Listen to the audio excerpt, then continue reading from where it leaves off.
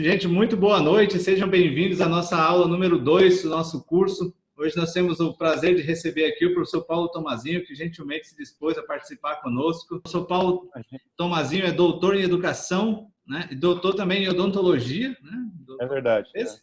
Mestre em ciências, né? E é um Google Certified Innovator, então alguém que acostumado a mexer com tecnologias, especialmente com as ferramentas Google, né? É o fundador da Meta Aprendizagem e membro do grupo de inovação do SEMESP e CINEP. Semestre. Né? E, além de tudo, gravem o nome Moonshot Education, né? Moonshot Educação, a todos aqueles que nós vamos falar muito sobre isso, especialmente na terça-feira da semana que vem. Professor Paulo, o tempo é todo seu, eu vou lhe colocar como host agora para você compartilhar a sua tela.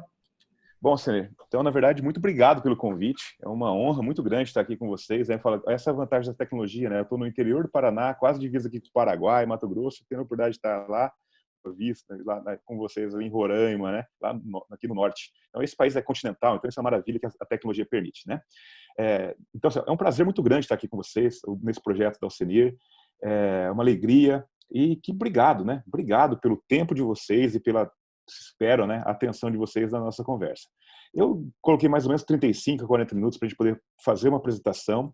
O que me foi pedido aqui é falar um pouco de neurociência da aprendizagem, a coisa que eu pesquiso, que eu sou apaixonado, trabalho com isso, mas eu não aguento. Eu falo um pouco da parte de didática também, e eu quero mostrar hoje, olha só, eu sou apaixonado por tecnologia, mas hoje eu quero pedir licença para você e para todo o seu público aí, para a gente poder fazer algumas interações sem tecnologia. Simplesmente só com a apresentação do Google Slide, que poderia ser um PDF, poderia ser um PowerPoint qualquer, porque às vezes o YouTube, né, a gente tem acesso ao YouTube, mas não tem lá um Padlet, um Socrative, Slido, Kahoot, né? Ou seja, eu não quero aprender isso, eu não quero usar toda hora. Eu quero simplesmente dar minha aula, só que eu quero uma aula interativa, eu quero uma aula, na verdade, de engajamento dos alunos e eu ser um expert, né? Ou seja, engajar esse aluno mesmo sem ser um expert em tecnologia, tá? Então, por mais que eu sou apaixonado pelo tema, é isso que eu quero passar com vocês. Então, vou pedir permissão, vou compartilhar aqui uma tela com vocês, tá? Pessoal, agora a gente vai trabalhar muito com o chat, tá? Então, eu gostaria que vocês deixem o chat aberto aí, porque eu gostaria que vocês colocassem V ou F aí no chat de vocês da seguinte forma: seus alunos estudam de véspera da prova, verdadeiro ou falso? Tá? Então, por favor, coloque aí V ou F, verdadeiro ou falso. E eu quero mostrar justamente isso. Ó. É um jeito de começar, deixa eu só diminuir aqui. É um jeito de começar, né? De começar, na verdade, a aula, fazendo o aluno pensar um pouco. Lógico, aqui é bem simples, eu só estou demonstrando para vocês, mas a gente dá um feedback imediato, olha só. Ó, vou clicar aqui, ó, e... Opa! Olha lá, verdadeiro. Ó, né? E a maioria tem exatamente isso. Né? Vamos mais uma pergunta? O estado emocional interfere na aprendizagem? Verdadeiro ou falso? Coloque para vocês. Coloque aí no chat, ó, V ou F, né? Verdadeiro ou falso? Se o estado emocional interfere na aprendizagem, né? V ou F, vamos lá. Olha que legal, né?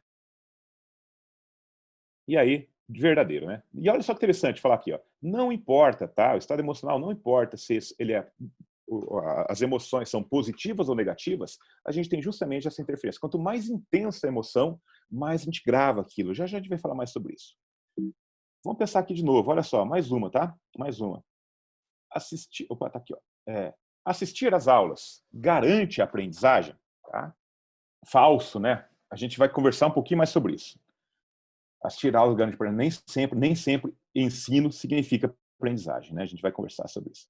Estratégias didáticas assimétricas devem ser usadas em todas as aulas? Verdadeiro ou falso? Daí você fala, Paulo, eu nem sei o que é estratégia didática assimétrica, quando você inventa esses nomes. A gente vai conversar sobre isso. E aí a gente faz exatamente como a gente faz com nossos alunos, né? Quando a gente não sabe, a gente chuta. Então, por que você vai perceber o benefício? Que não importa se você acerta ou se erra, o fato de você pensar se é uma resposta que pode ser verdadeira ou falsa, já é suficiente para poder ativar, né, as conexões neurais, as sinapses ali, ó, e preparar o cérebro do teu aluno para poder aprender, tá? Então é por isso que a gente começa, ó, verdadeiro. Por isso que a gente começa, na verdade, uma aula como essa. Um exemplo, eu vou dar aí outros, tá? Mas com uma estratégia, por exemplo, de quiz de verdadeiro e falso. Só que é um quiz feito no próprio PowerPoint, no próprio Google, né? No próprio Google Slides aqui, tá bom? E olha só que interessante isso aqui, ó. Estratégia didática simétrica, tá? Ela é uma estratégia porque não é uma metodologia, é uma técnica, é um jeitão de fazer, didática, porque sim tem um envolvimento ensino-aprendizagem. Toda vez que a gente lê a palavra didática, Entenda, ensino e aprendizagem, tá? E ela é assimétrica porque o ganho de aprendizagem é desproporcional ao tempo investido no ensino. Veja, pelo simples fato de a gente começar uma aula fazendo um quiz de verdadeiro e falso, a gente ativa tantas conexões neurais que esse um minutinho que a gente gasta fazendo um quiz, ele prepara e facilita talvez em 10, 15% a absorção, facilitando e melhora, portanto, a absorção de conteúdo durante a aula, tá? Principalmente se esse quiz for de conteúdo que ainda vai ser trabalhado na aula, tá? E não necessariamente de revisão. Então, a gente vai avançar. Eu sempre conto essa história, quem assistiu minha palestra, por favor, me desconsidere, né? Me dê um crédito, porque eu gosto de contar essa história. Eu sou dentista de formação, meus alunos adoravam minhas aulas, modéstia à parte, sabe? Eu sempre levei muito a sério o fato de montar boas aulas. E o que acontecia era assim, ó, que os alunos gostavam das minhas aulas e quando faziam prova tiravam boas notas. De fato, eles tiravam boas notas. Mas um tempo depois, um delta T aqui, ó, depois, esses mesmos alunos não lembravam do conteúdo. E isso me incomodava, me tirava o sono. Porque eu pensava, como que pode esse aluno que tirou nota 8, 9, 10, uma semana depois, não saber nada, ou saber muito pouco daquilo que estava na prova? Eu percebi muito rapidamente, que os alunos estudavam de véspera de prova para conseguir nota, para conseguir média, para passar de ano, para justamente deixar pai e mãe feliz. Não estudavam para aprender, sabe? Então, isso me angustiava absolutamente enquanto eu era professor. E eles percebiam exatamente isso. Ó. Na véspera da prova, estudava uma quantidade muito grande de conteúdo, eu chamo isso de plano JK. Quem gosta de história vai lembrar que Juscelino Kubitschek é o presidente que fez um plano de governo de 50 anos de desenvolvimento em 5 anos de governo, né? Então, e aí, o que eu falo que o estudante brasileiro tem um plano JK porque ele estuda 50 dias letivos, um bimestre letivo, em 5 horas antes da prova, né? Então, ele tenta pegar uma quantidade absurda de conhecimento, de informação, de matéria, e estudar em véspera de prova para poder conseguir fazer o download daquilo da prova e conseguir a bendita da nota, né? Que todo mundo corre atrás dessa nota, e poucas pessoas correm atrás da aprendizagem de fato, tá? E na minha tese de doutorado, eu chamo isso de ilusão de fluência, né? E a ilusão de fluência, sob ilusão de fluência, o aluno que compreendeu um conteúdo acha que aprendeu. Uma aula bem dada pelo professor, o aluno entende tudo, entende e compreende. Só que ao entender e compreender, ele acha que ele aprendeu. E se ele acha que ele aprendeu, para que ele vai estudar? Para que ele vai revisar? Para que ele vai se testar? E se ele acha que aprendeu, ele acredita que lembrará desse conteúdo no momento futuro, né? Então isso é muito, muito grave quando o aluno ele fica satisfeito ali com a aula, tá bom? Eu gosto muito desse livro, é um livro do professor Steven Pinker, ele é um grande psicólogo, né, da cadeira de psicologia de Harvard. E quando eu leio livros, eu gosto de estar fazendo um papel, um mapa. Realmente eu desenhei esse pensamento visual aqui, ó. Um cérebro, um HD, um pendrive, uns ímãs ali, um funil. Isso é uma confusão. E é isso que eu quero um pouco explicar para vocês, tá bom? Se vocês estiverem aqui comigo, eu vou tentar explicar isso aqui. As pessoas acham que pelo simples fato de estar perto de uma nova informação, essa nova informação é transformada em conhecimento. Mas não. Não é assim, não. Essa informação ela precisa chegar até o cérebro por nossos órgãos de sentido, né? Ou seja, estímulos visuais, estímulos auditivos, né? Que são receptores. E aí chega até o cérebro. Mas também não é tão direto assim. Porque antes dessa informação chegar até a nossa mente, até o nosso cérebro, virar um conhecimento, ela tem que passar por esse filtro chamado SARADO. SAR, Sistema de Ativação Reticular, A, de amígdala, e DO, de dopamina, tá? Basicamente, o sistema de ativação reticular, ele vai dizer o seguinte: presta atenção nisso ou não, tá? Presta atenção nisso ou não. Ou seja, é a questão da atenção. É exatamente por isso que eu comecei uma aula de um modo um pouquinho diferente. Eu não comecei, olá pessoal, eu sou Paulo Tomazinho e vim falar aqui para vocês de neurociência, tá? Porque isso é mais do mesmo. Quando eu começo uma aula com um quiz, no mínimo, você fala assim, epa, tem uma coisa diferente aí, deixa eu prestar atenção. E a hora que eu começo a fazer as perguntas e você começa a interagir lá no chat, você fala, gostei desse negócio, eu quero saber mais. Então eu ganho a atenção e o interesse do aluno, né? Que é justamente o que está aqui, ó. O que a amígdala faz. Esse sequestro da amígdala é o interesse, ó. Isso vai ser útil? É importante para mim? E se para alguns de vocês que estão aqui isso foi importante, olha que legal. O legal é que você está aqui, né, comigo e prestando atenção. E aí nós chegamos à intensidade desse registro, que é regulado pela dopamina.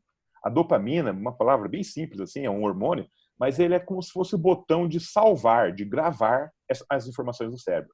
Porque a dopamina ela está muito ligada à questão das emoções. quanto mais altas as emoções, seja positivas ou negativas, né, vai ser maior o registro dessa informação, tá bom?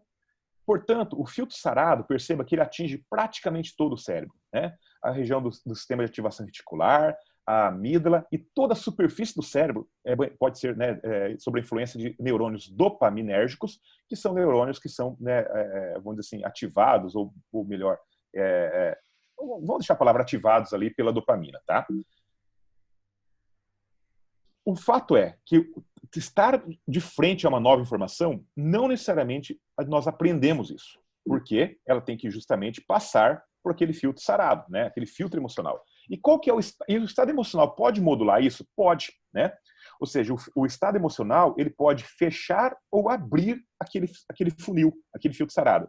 Vamos ver o que acontece com o estado emocional positivo? Ó, o aluno, ou você aí, professor, relaxado, disposto, motivado, atento, olha só a saída aqui, né? Abre, né? Na verdade, abre muito a questão aqui e é um momento de fluxo, né? Então facilita muito o trâmite de informação aqui entre a informação e o cérebro. Por outro lado, a informação passa pelo filtro sarado. Opa, vou voltar aqui. Um estado emocional negativo, olha só. Um estado emocional negativo, estressado, com privação de sono, desmotivado, cansado, ele estreita muito isso. Então, veja, quando o aluno dorme pouco, ou então você está estressado, né, ou está desmotivado, ou está cansado, poxa, a capacidade de aprender é menor, tá? Então, isso é muito importante. Nós, professores, ou quem está olhando para a educação, levar isso muito em consideração, tá? Isso é uma aula que, na verdade, serve para todo mundo, né? E as informações passam pelo filtro sarado e chega até a memória de trabalho. Olha só, a informação é o nosso ímã ali, que ela quer ligar, né? Ela quer se conectar com outra, tá? E ela passa, portanto, nesse filtro sarado, chega até a memória de trabalho ou a memória de curto prazo, que eu representei ela aqui por esse pendrive, né? Esse pendrivezinho, que é, na verdade, o quê? A representação de uma memória pequena e de curto prazo, que é chamada ali de memória de trabalho ou memória de curto prazo, tá bom? E ela só tem a função tem a função de fazer a associação o processamento e a associação dessa informação com o cérebro, tá? E é o que ocorre? Ocorre o processamento ou associação. Entenda que o nosso cérebro é uma máquina de associação. Para a gente aprender, a gente tem que, na verdade, uma nova informação e ela vai grudar ou se associar a uma informação já existente. Quando isso acontece, ou quando ocorre uma nova associação, um novo registro de memória é criado, tá? Só que é um registro muito fraquinho. E para ela ficar mais forte, é preciso que tenha bastante repetição. E olha só o papel da repetição na aprendizagem. Quanto mais intenso e duradouro for, e mais frequente, mais intenso, mais duradouro será o registro dessa memória na memória de longo prazo, que eu justamente exemplifiquei aqui como um HD, tá bom? E aí a gente vai para a estratégia, essa parte de neurociência, eu quero mostrar como que isso funciona na prática, né? Para poder promover realmente a aprendizagem ou ajudar o aluno a ter uma experiência de aprendizagem melhor, mais efetiva. Eu chamo isso, portanto, de estratégia didática simétrica. E nessa conversa aqui com vocês, eu quero falar em 6 estratégias. 2 para início de aula, 2 para meio de aula e 2 para fim de aula.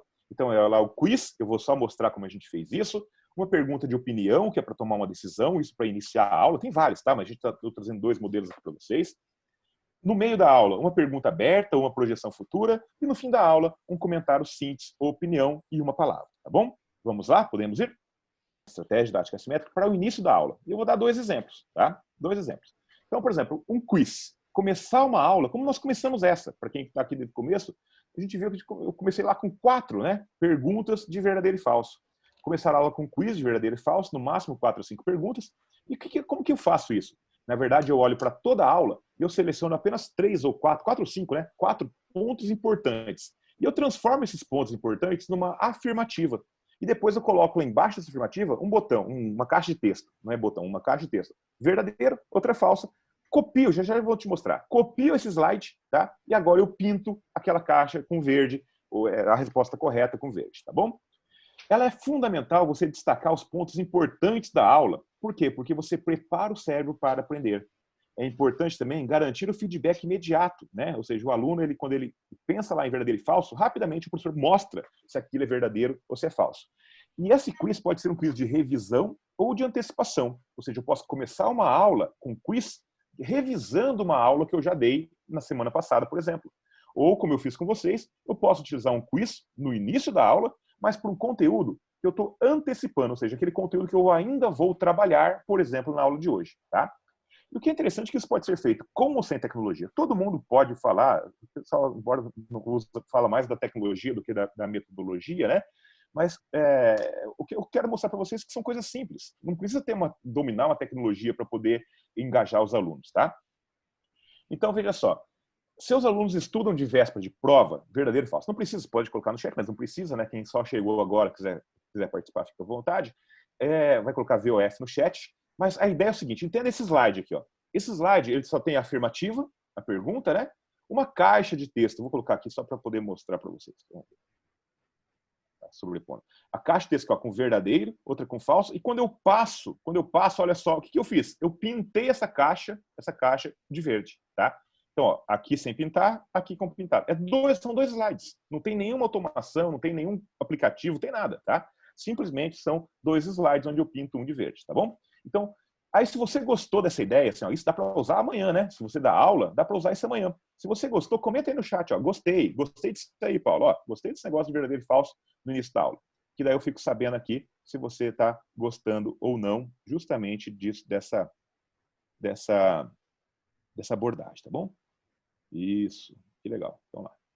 Isso, olha lá, né? Então, excelente, tá, que bom. Deixa aqui, então, vamos lá. Continuando. O outro é o seguinte, essa aqui é legal, olha só. Apresentar uma opinião. A ideia disso é o professor apresentar, pode ser no início da aula, tá? Pode ser no meio também, mas ela é muito boa para início de aula, apresentar um dilema. Um dilema é uma pergunta que ela não tem certo e errado. É uma pergunta que ela tem uma opinião. A pessoa pode ser, né, de um lado ou de outro. Né? Ah, você torce para o Corinthians? Assim, não tem certo e errado. Né? Não tem uma questão ali. E pega dois pontos de vista, né? E o ideal é que isso for contextualizado com a sua aula, sabe, professor? A ideia é perguntar para o aluno qual a sua opinião sobre, né, sobre aquele dilema. Eu já mostro para vocês. A ideia é responder isso de forma individual. E é isso que eu vou pedir para vocês. A hora que eu fizer uma pergunta agora, essa sim eu gostaria que vocês todos respondessem, né? Até para eu poder ter uma ideia de como que é a percepção, de responder no chat de forma individual. Já eu faço a pergunta, tá? E a ideia, depois que tem essa pergunta, o professor pega e começa uma contextualização, né? Apresenta o conteúdo da aula propriamente dito. Então é uma forma muito interessante, tá aqui, ó, de começar uma aula. Eu posso começar uma aula da seguinte forma.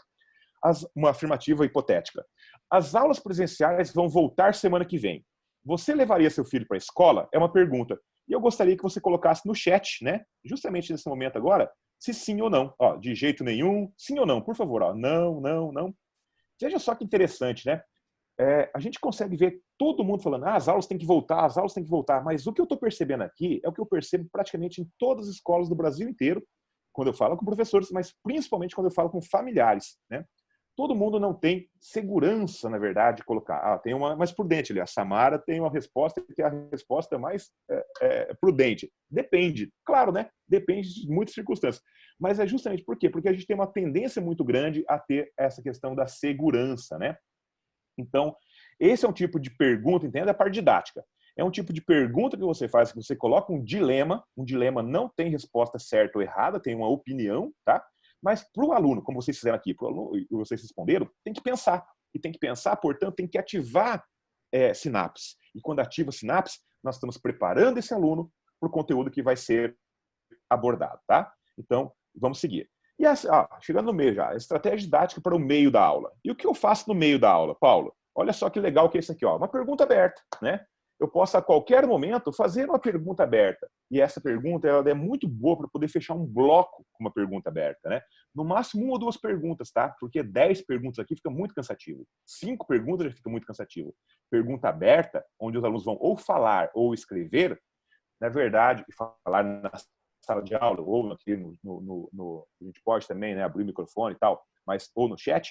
Na verdade, a ideia aqui é ter no máximo 1 ou 2, tá? Porque é só aquele temperinho, lembra? Não é a aula toda. Na verdade, só daquele gostinho, aquele pequeno minutinho que faz a pessoa refletir, pensar. E quando ela pensa, por as conexões cerebrais, ela vai aprender muito mais do que ela só estivesse assistindo a aula, tá?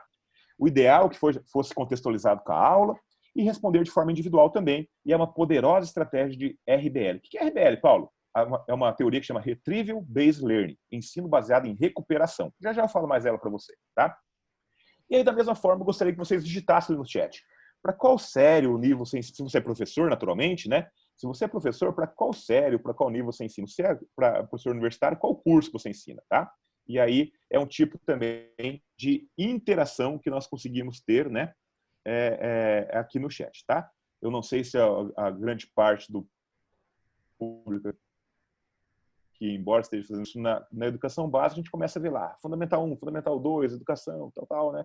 Então, você começa, na verdade, a ter uma interação bastante grande, o que eu espero de vocês aqui, que vocês estejam, de certa forma, mesmo que não comentando aqui no chat, que pelo menos estejam nos acompanhando aqui, tá bom? Olha lá, tá. Aula de inglês para adolescente, que legal. A outros não dão aula, eu imaginei, tá? Então, sem problema nenhum, normalmente eu estou acostumado a falar isso mais para professores, tá bom? Então, vamos lá. E aqui está a teoria, olha só que interessante isso. Aqui está um artigo, olha só, está um artigo que quem gosta de ciência, ele aqui, ó, um multilevel meta-análise. Meta-análise é a melhor evidência científica que nós podemos ter, porque são as análises das análises. É um artigo que revisa outros artigos, mas não revisa, ele refaz a estatística desses artigos como se fosse um único trabalho. Então, ele em termos de evidência científica, é a mais alta evidência científica que nós temos. E quando a gente olha para isso, a gente vai ver aqui, ó, Retrieval Based Learning, tá? Ou seja, ensino baseado em recuperação. E presta atenção agora, por favor, nesse gráfico. Olha aqui esse pontinho aqui, ó, esse pontinho, 75%, e essa linha azul, Olha que coisa louca é isso, gente. Quando você está assistindo uma aula e quer prestar atenção, no máximo, o que o trabalho mostra, que em média, no máximo, as pessoas guardam 75% da aula. Mas 10 minutos depois, ou seja, 10 minutos depois que acaba a aula, 50% já é esquecido. Um dia depois, 70% já é esquecido. E um mês depois, só sobra 5%, tá? Que é uma memória residual. 95% esquece. Mas, por outro lado, esse gráfico mostra a importância das revisões. Olha só, quando eu tenho uma revisão, ele aumenta o meu conhecimento e essa curva fica mais alta. Ela fica uma queda mais devagar, tá? Quando eu tenho a segunda revisão, olha só que maravilha que acontece com a aprendizagem residual. Ela sobe bastante. E 3 ou 4 revisões, nesse momento aqui, esse aluno vai fazer prova e a nota é uma consequência do que o aluno já sabe. E não necessariamente ele precisa estudar para a prova, porque ele já sabe aquele conteúdo. Olha só, ele memorizou aquilo e está fresco, né, na sua memória. Tá bom? Avançando. Projeção futura.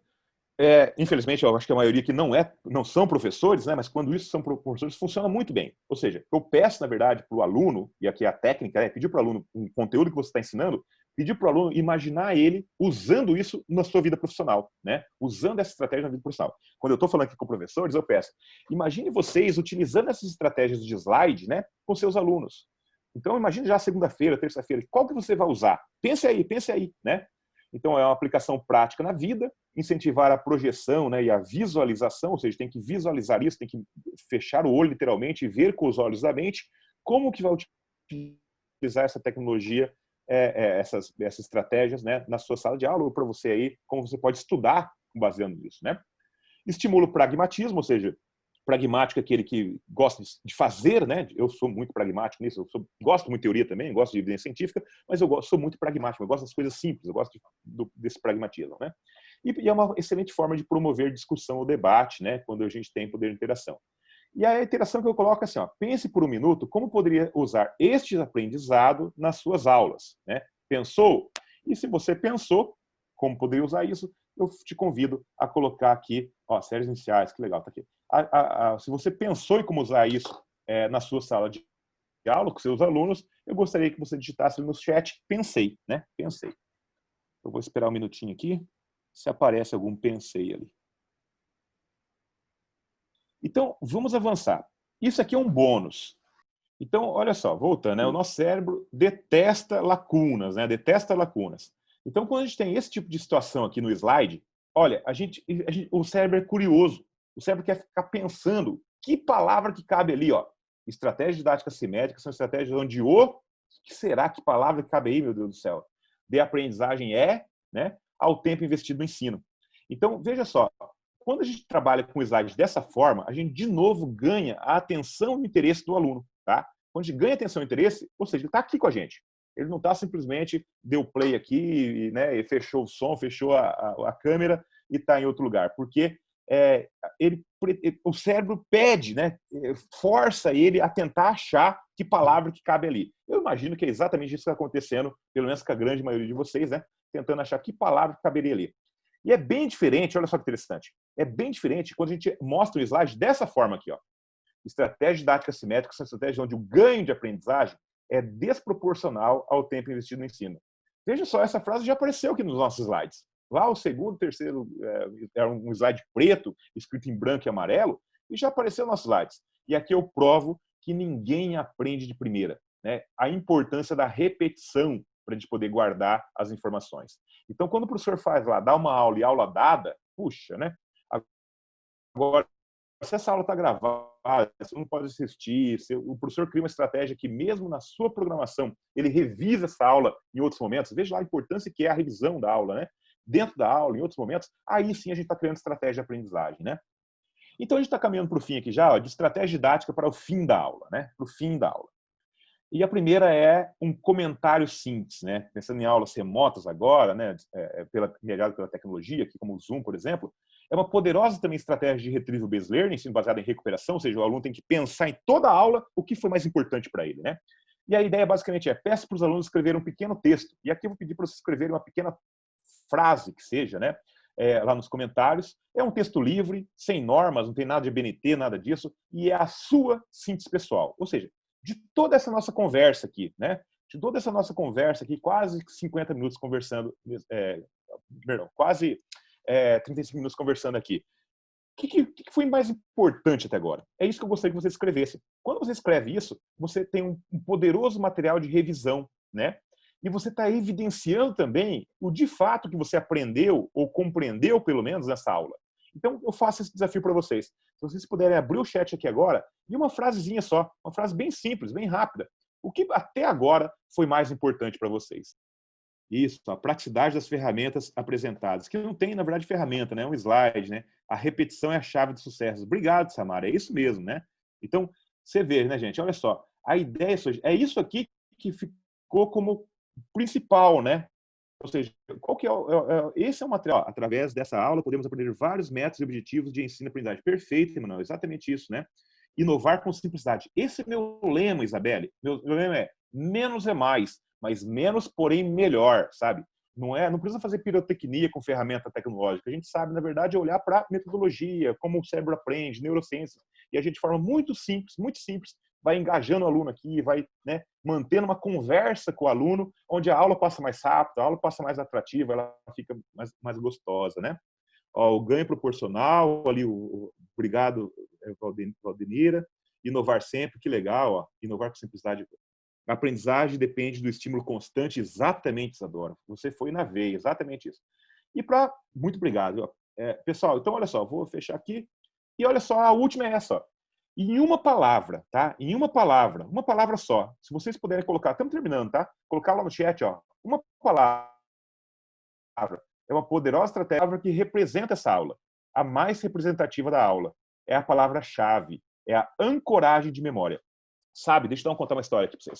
Sabe quando a gente tem um monte de arquivos no computador e a gente cria uma pasta lá? E aí quando a gente coloca o nome naquela pasta, a ideia dessa palavra-chave é isso. É uma palavrinha que é uma pasta que tem um monte de conteúdo lá dentro. E a ideia é que, na hora que você lembrar dessa palavra, a gente vai lembrar de vários conteúdos que foram trabalhados aqui nessa aula, tá? Então, se vocês puderem lá no chat, depois eu vejo lá essas palavras, que foi uma palavra só, que representa. Pode ser um sentimento, né? Pode ser uma metodologia, pode ser alguma coisa que eu falei aqui, que realmente marcou você, que você vai lembrar dessa aula depois, tá bom? E aí, eu estou chegando ao fim, olha só. E para ser muito coerente com o que eu venho falando, né? Olha a repetição aqui de novo. Eu estou repetindo dentro da aula. Então, eu falei que ia falar disso tudo. Vocês lembram desse slide que eu falei no começo? Então, olha só. Falei que ia falar, expliquei cada uma delas e agora eu estou falando o que eu falei. Então, olha só. Eu mostrei aqui 3 momentos de aula, início, meio e fim. E para cada momento desse, 2 estratégias didáticas simétricas. O quiz, a opinião, né, que é o dilema, que não tem certo e errado. A pergunta aberta, né, que é uma ou 2 questões. A projeção futura, que é fazer para o aluno pensar, né? Pense como você aplica isso na tua vida, né? Ele tem que pensar, isso dá para discutir, muito legal isso. O comentário, o síntese agora no final, e essa uma palavra ou a palavra-chave, né? Então, veja, eu estou sendo muito coerente com o que eu venho falando para vocês, a importância da repetição, mesmo dentro da própria aula, tá?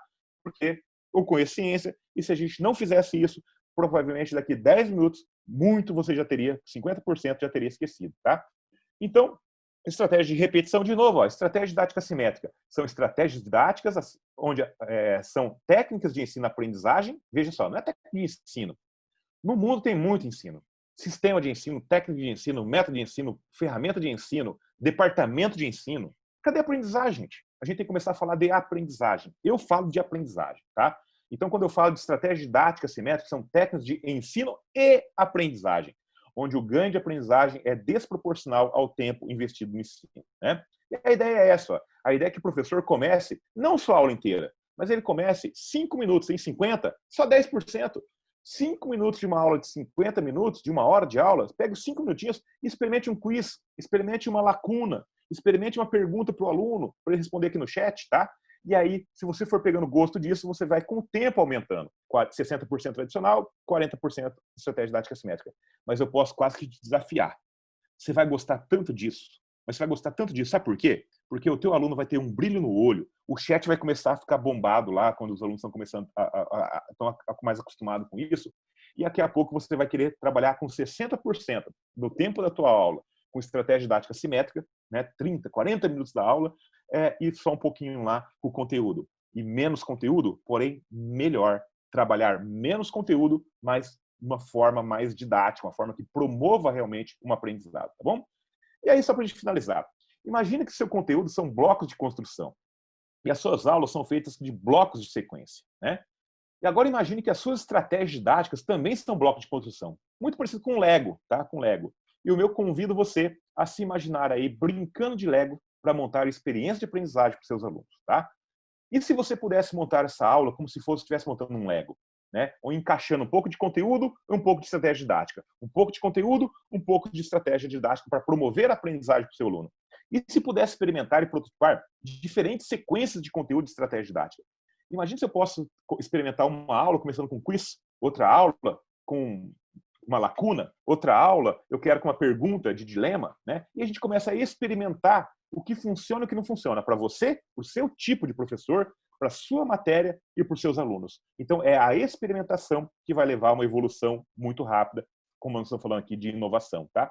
E foi exatamente isso que eu fiz. Exatamente isso que eu fiz. Eu fui montando, ó, comecei com quiz, falei lá de neurociência, falei lá de estratégia didática simétrica, falei de ilusão de fluência e falei do Lego e da didática simétrica lá no final, ó. Exatamente a sequência de aula que nós temos, que é brincar de Lego, tá? Às vezes eu mudo para cá, mudo para lá. A ideia, na verdade, eu fico experimentando as minhas aulas conforme eu percebo isso, tá bom? Eu sempre termino com essa frase, eu já estou chamando o auxílio depois. Duvide sempre. E olha aqui, olha para mim, ó. Duvide até de mim. Duvide de mim. Tá? Uma que provavelmente você não me conhece. Então, duvide de mim. Porque se você duvida de mim, você vai ter que pesquisar, vai ter que estudar. E quando você pesquisa e estuda, você vai chegar nas suas conclusões. E olha que interessante, as suas conclusões são suas conclusões. Elas podem ser iguais ou diferentes das minhas, não importa. São suas conclusões. E quando você chega nas suas conclusões, você chega nas suas verdades. Portanto, você aprendeu a aprender. E quando você aprende a aprender, você permite experimentar e você, espero, que comece a aprender continuamente, tá bom? Alcinir, na verdade era isso que eu queria trazer para o seu público aí, né, para os nossos amigos que estão aqui online com a gente. Obrigado, né, pelo tempo, pela atenção, e eu estou à inteira disposição para tentar responder perguntas nesse momento. Legal. Então, a gente tem algumas perguntas aqui já, Paulo. E a primeira delas é questionando mais a tua experiência, né, como formador de professores também. Você sabe se essas metodologias, Paulo, elas são ensinadas na academia, na formação básica dos professores? São nada, cara. São nada, infelizmente. A formação de professores no Brasil é muito deficitária. É muito deficitária. E é uma pena muito grande, porque assim, eu trabalho isso em termos da consultoria. Esse é um produto da minha tese de doutorado, tá? A estratégia didática simétrica é um produto da minha tese de doutorado, assim como a ilusão de fluência, a matriz de docente-docente. E, infelizmente, é uma batalha, na verdade, que a gente vem tentando trabalhar assim enfim, Camunshot lá a gente tenta deixar isso público, né? Para pegar muito mais pessoas. A gente está conseguindo atingir, está com 260 mil visualizações os nossos vídeos lá no canal do YouTube. Mas, assim, tem muito, né? Você imaginar que tem 2 milhões e 500 mil professores, então a gente tem muito trabalho ainda para poder promover uma melhor educação, e a educação passa por uma aprendizagem, né? Então, essa melhor aprendizagem dos professores. Mas obrigado pela pergunta, obrigado pelo carinho da pergunta. Aí a colega perguntou aqui, o que você acha que nós poderíamos fazer... Opa, fechou a pergunta. O que poderia ser feito para ajudar a implementar essas metodologias nas escolas? Porque, lógico, quando a gente percebe uma aula assim, é como você falou, né? Sentimento de caramba, né? Vamos lá, vamos continuar, não para, né? Mas só que a realidade, às vezes, é bem outra, né? É muito legal, exatamente. Eu olhava isso para meus alunos, né? Assim, onde que eu cheguei até aqui? Experimentando, né? Naturalmente, ninguém sabe, aprende, nasce sabendo de nada. Você estuda, erra um monte, né? Mas a grande vantagem de experimentar é isso. Quando você erra, você errou, não dá certo, deixa de lado. E aí você experimenta de novo. E a hora que você acerta, você fala, puxa, cara, fiz um negócio que é legal, olha só. E aí você começa a falar com o teu colega, sabe? Aí o teu colega faz também e dá certo. Ele fala, pô, Paulo, aquilo que você falou de começar um quiz no início da aula, cara, dá muito certo, hein? Os alunos ficam muito atentos. Fala, ah, que legal. Fala para mais pessoas aí. Então, para poder responder a tua pergunta, cara, eu sonho, né? O meu sonho, na verdade, é que isso realmente chegue na formação de professores das secretarias de educação, de estados, né? Porque quando a gente fala de educação básica, 75% dos alunos da educação básica são alunos de escola pública, né? E o que eu estou tentando mostrar aqui, que é o meu trabalho, na verdade, a minha paixão, veja, eu sou dentista de formação, eu abandonei consultório, né? E com todos os desafios que tem de ser professor no Brasil. Então, assim, ó, eu faço isso de propósito mesmo, sabe? Então, o meu sonho, na verdade, é que esse tipo de conteúdo chegue. Não precisa eu falar, não. Tomara que alguém aqui pegue esse conteúdo, sabe? Melhore ele e faça isso chegar em secretarias de educação, em governos, em prefeituras, para que a gente possa, pelo menos né, onde é tão carente, né, a formação de professores, a gente possa ter coisas simples, mas coisas que funcionam, né? E funcionam para a aprendizagem. E aí a gente pode sonhar, quem sabe um dia, né, tirar essa ditadura de nota, que para poder passar adiante tem que ter nota. Para passar adiante tem que saber, meu Deus do céu, tem que aprender, não tem que ter nota, né? Eu falo que a nota é a ditadura da nota porque todo mundo fica correndo atrás de nota.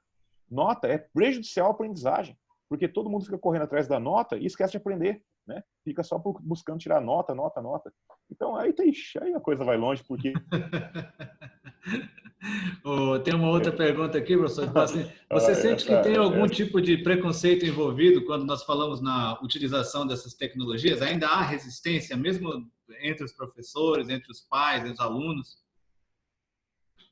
Então, aqui não teve tecnologia, tá? Aqui, na verdade, teve uma tecnologia que é o Zoom, que poderia ser o YouTube, que poderia ser o Facebook, Meet, que poderia ser o Jitsi, né? Na verdade, eu usei PowerPoint, tá? PowerPoint é do Google, que chama Google Slides, que poderia ser PDF, né? Então, não tem nenhuma tecnologia. Eu fiz questão de usar, embora falar de tecnologia, eu adoro tecnologia, mas eu quero desmistificar isso. Porque é justamente o preconceito. As pessoas acham que usar tecnologia é difícil, mas não é usar tecnologia que é difícil. Tecnologia é ferramenta. Ferramenta, ela acelera um processo. Você faz um processo mais fácil com ferramenta.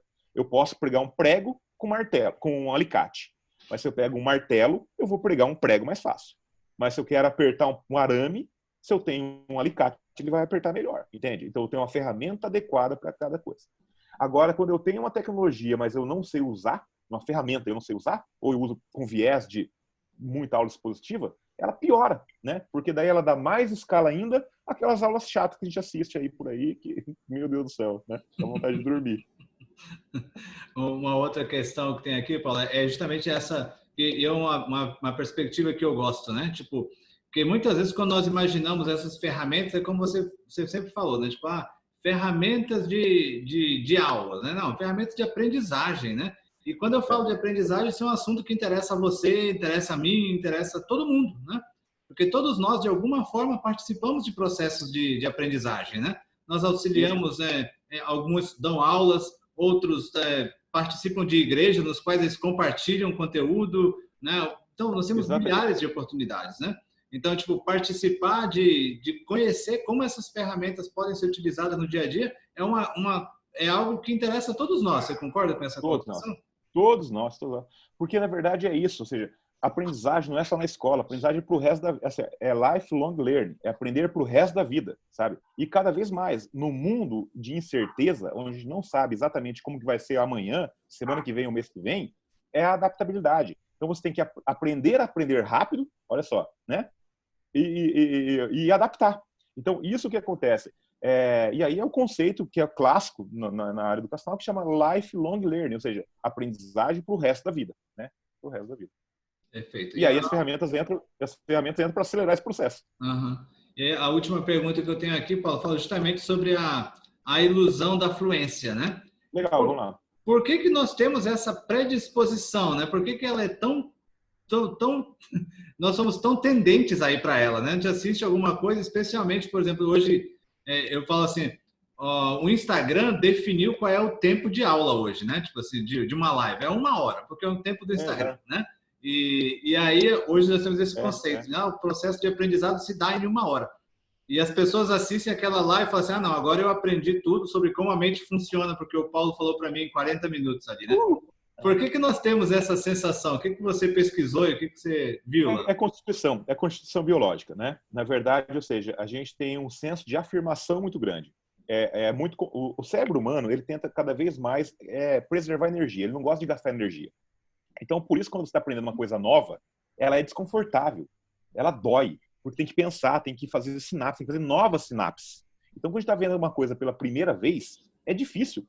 E isso que é o problema? O problema é que a maioria dos conteúdos ensinados nas escolas e também nas universidades, o aluno está vendo pela primeira vez, entende? E o professor dá uma aula, uma mísera aula, e acha que o aluno tem que aprender aquilo. Meu Deus do céu, se você é um professor que está preocupado com a aprendizagem do seu aluno, quebra isso menorzinho e faz várias vezes. Ele tem que ver várias vezes, de formas diferentes, para poder aprender. Então, voltando à ilusão de influência. Ilusão de influência é isso que caracteriza, exatamente isso. Ou seja, quando você é um mecanismo da mente que ela quer preservar energia, então o que ela faz? Quando você começa a falar, ela já tenta fazer associação para poder chegar numa caixinha e falar assim, eu já sei isso. Entende? Para quê? Para que não ter que gastar energia para fazer novas sinapses. E aí esse é um processo de um pensamento, de um aprendente consciente. Ele fala assim, ele tem que estar o tempo todo falando assim, será? E é o cético, olha só, será? Será? Mas por quê? Quem ganha com isso? Mas será que poderia associar com outra coisa? E aí você força teu cérebro a ficar pensando em possibilidades, não a primeira opção, outras opções. E aí você foge da ilusão de influência, entende? Outra forma de mostrar a ilusão de influência, isso eu falo para o professor, o Mota conta essa história. O professor Mota, ele conta essa história uma vez na Universidade Positivo. Eu cheguei lá, ele estava com o quadro, física, né? Física, cálculo 1 para o primeiro ano de engenharia, o quadro cheio. Mas o quadro cheio, mas tinha um pedacinho do quadro que não estava com continha ali das equações dele. Eu falei, ô Mota, você é meu amigo, né? Ô Mota, você sempre é animado assim, cara, sempre tá zoando. Ó, meu quadro, né? Com o maior orgulho daquilo, né? Daí eu assim, cara, mas você sempre enche o quadro assim. Paulo, minha aula é assim, cara, minha aula aqui é mão na massa, minha aula é show, né? Aquele jeitão do Mota, assim, isso falando lá atrás, né? Bem no começo da amizade com o Mota. Aí eu falei assim, olha o risco que eu cometi. Mota, você sabia que você está enganando teus alunos? Ele, ô louco, cara. Daí ele falou assim, eu te admiro, Paulo, eu sou teu amigo, gosto de você, eu sei que você estuda essas coisas, mas agora você vai ter que me provar. Eu falo, é muito fácil. Mota, esses alunos que acabaram de sair dessa aula agora, se você chamar qualquer um, vamos lá chamar 10 deles, e a gente poder pegar essa equação aqui, ó, e a gente pedir para ele resolver. Dos 10, quantos que acha que vão responder? Ele, cara, eu acho que nenhum. Entende? Ou seja, então ele teve uma baita aula, teve um baita ensino, mas não promoveu a aprendizagem. Mas aquele aluno, ele ficou satisfeito, porque enquanto o professor estava explicando, ele conseguiu entender e compreender. Mas entendimento e compreensão não é aprendizagem. Aprendizagem é motivação, quero aprender, eu tenho que entender, eu tenho que compreender. Entender é tradução de palavras. Compreender é associação. Começa essas primeiras associações. Tá? Aí eu tenho que fazer o seguinte, qual foi o meu mecanismo de associação? Onde eu guardei essa informação? E agora, qual que é o meu mecanismo de recuperação dessa informação? Mas não para aí. Eu tenho o processamento e a aplicação. Isso é aprendizagem. Pegando esse gancho que você falou, a colega Isadora fez um comentário interessante aqui. Ela botou assim, percebo que na faculdade, quando as pessoas possuem dificuldade em alguma matéria, costumam colocar a culpa no método do professor, sendo que a responsabilidade pelos estudos também é do aluno, né? Esse é um conceito terrível, né? Nós temos dificuldade com isso, né? Total. Por quê? Porque, na verdade, esse aluno na universidade já está defeituoso, tá? ou seja, o sistema de ensino já foi matando criatividade, criando processo, formatando esse formato, até colocar na forma, né? O sistema de ensino tradicional, o que acontece? De escolas básicas, eu sou crítico disso por isso. Na verdade, o que acontece? É um sistema de reprodução. Quem quer ter o melhor aluno? O aluno que tira a melhor nota. O que ele faz para tirar a melhor nota? Ele reproduz na prova aquilo que está no livro. Sabe? Ou seja, talvez na minha carreira docente eu já tive, entre universidade, pós-graduação, mestrado, enfim, os alunos de pós-graduação também e da graduação, eu já tive seguramente mais de 4 mil alunos, 3.500 alunos, um pouco menos que 4 mil.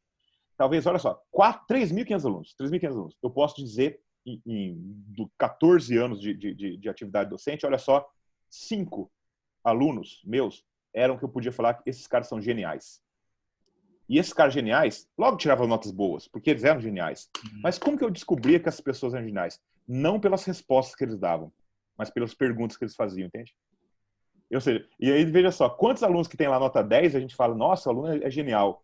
Cara, desculpa, se a gente for fazer um teste de realidade, que ele é um idiota, porque ele sabe reproduzir na prova aquilo que está no livro. Ele entendeu o jogo. Ele entendeu que a prova vai cair alguns pontos importantes da matéria e ele fica prestando atenção no professor. Quando o professor fala, gente, isso aqui é importante, vai cair na prova. Ele vai lá e faz um xizinho e vai estudar só aquela desgraça ali. Porque ele sabe que aquilo vai cair na prova e vai tirar nota. Agora, sabe? Não sabe. Tá? Ele tira nota, mas não aprende. Legal. Baseado naquele artigo que você escreveu, tipo, a escola como uma startup. Desculpa, né? Só a minha... Sim, legal, o artigo. Desculpa, meu... Não, tranquilo, foi muito bacana. Baseado naquele artigo que você escreveu, a escola como uma startup, dá para a gente imaginar, tipo, o sistema de aprendizado baseado também na mesma ideia da startup? Tipo, nós brasileiros, nós temos muito medo de errar, né? Tipo, eu vou fazer uma pergunta, mas pode ser bobagem, né? Então não vou fazer, né? Exatamente isso.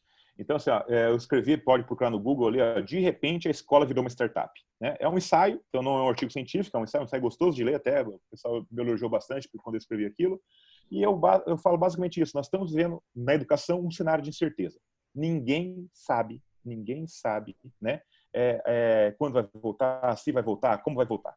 Então, nesse momento, é exatamente como a empresa de tecnologia faz quando ela tem um problema para resolver, mas ela sabe que tem um problema para resolver, ela quer resolver aquele problema, mas ela não sabe qual tecnologia ela vai resolver para aquilo. Então, ela experimenta. E quanto mais rápido ela experimenta, errando naturalmente, ela vai descartando erros e ela vai somando acertos para poder ir em direção àquilo. É a mesma leitura que eu faço para educação. Educação, quando o vírus resetou lá o sistema educacional brasileiro, mundial, mas brasileiro. E a gente teve que começar de verdade agora todo mundo virou novato, todo mundo virou aprendiz. Não tem quem sabe mais. Todo mundo começou a experimentar.